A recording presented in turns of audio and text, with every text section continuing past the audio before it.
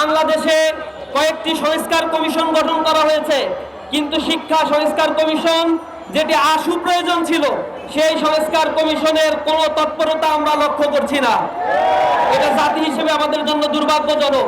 আমরা গভীর উদ্বেগের সাথে লক্ষ্য করছি স্বাধীন এই বাংলাদেশ, যেটা বাংলাদেশের নতুন একটি অগ্রযাত্রার কথা আমরা বলছি, সেই বাংলাদেশে যে মানুষেরা তাদের জীবনের রক্ত ঢেলে দিয়েছে, শাহাদাত বরণ করেছে, আহত হয়েছে, বন্ধুত্ব বরণ করেছে, তাদের চোখে এক স্বপ্ন ছিল এই দেশকে আবার নতুন করে বৈষম্যহীন একটি চমৎকার একটি দেশ গড়ে উঠবে।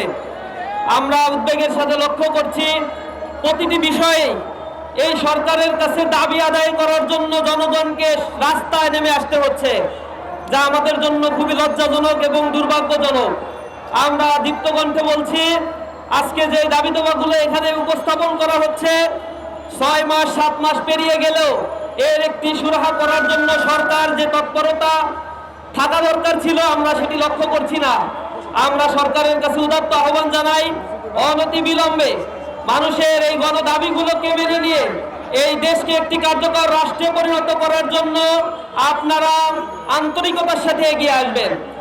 আমরা ইসলামী ছাত্র শিবির কেন্দ্রীয় সংগঠন ইসলামী ছাত্র শিবিরের কেন্দ্রীয় সভাপতির পক্ষ থেকে আজকের এই অবস্থান কর্মসূচি যারা পালন করছেন নন এমপিওভুক্ত শিক্ষকদের এই দাবির প্রতি সমর্থন জানিয়ে তাদেরকে এমপিওভুক্তকরণের জোর দাবি জানাচ্ছি। আমরা উদ্বেগের সাথে আরো লক্ষ্য করছি বাংলাদেশে কয়েকটি সংস্কার কমিশন গঠন করা হয়েছে, কিন্তু শিক্ষা সংস্কার কমিশন যেটি আশু প্রয়োজন ছিল সেই সংস্কার কমিশনের কোনো তৎপরতা আমরা লক্ষ্য করছি না। এটা জাতি হিসেবে আমাদের জন্য দুর্ভাগ্যজনক। আওয়ামী ফ্যাসিবাদের আমলে এই শিক্ষা ব্যবস্থাকে নষ্ট করে দেওয়ার জন্য আমাদের যুব সমাজ যেন জনসম্পদে পরিণত হতে না পারে সেজন্য সকল আয়োজন এই ফ্যাসিবাদ তৈরি করেছিল। এই দেশে তরুণ সমাজ কর্মক্ষম যুব সমাজের পরিমাণ বেশি হওয়ার পরেও এই কর্মক্ষম যুব সমাজকে কারিগরি শিক্ষা এবং যথোপযুক্ত শিক্ষা ব্যবস্থার মধ্য দিয়ে তাদেরকে সম্পদে পরিণত করে যে রাষ্ট্র ব্যবস্থা কার্যকর করার কথা ছিল, আওয়ামী ফ্যাসিবাদ আধিপত্যবাদের করাল গ্রাসে নিমজ্জিত হয়ে এই বাংলাদেশকে একে একে করে পিছিয়ে দিয়েছিল।